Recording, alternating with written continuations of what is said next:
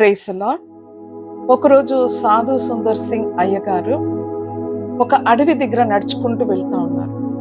అక్కడ ఏమైందంటే ఆ అడవి అంతా చూడండి అగ్గితో అవన్నీ మండిపోతా ఉందంట.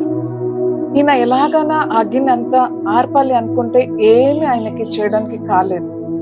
ఆ సమయంలో ఆయన ఒక చెట్టుని చూస్తా ఉన్నారంట. ఆ చెట్టులో ఒక పక్షి పిల్లలు అక్కడ ఉన్నాయంట.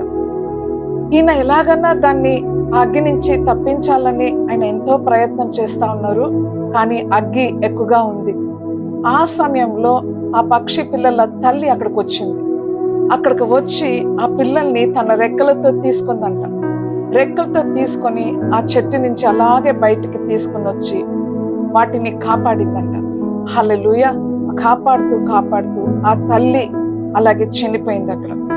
అలాగే దేవుడి వాక్యం ఇలాగే సెలవిస్తుంది, ఆయన తన రెక్కలతో నిన్ను కప్పును, ఆయన రెక్కల క్రింద నీకు ఆశ్రయము కలుగును, ఆయన సత్యము కేడగమును డాలునై ఉండును.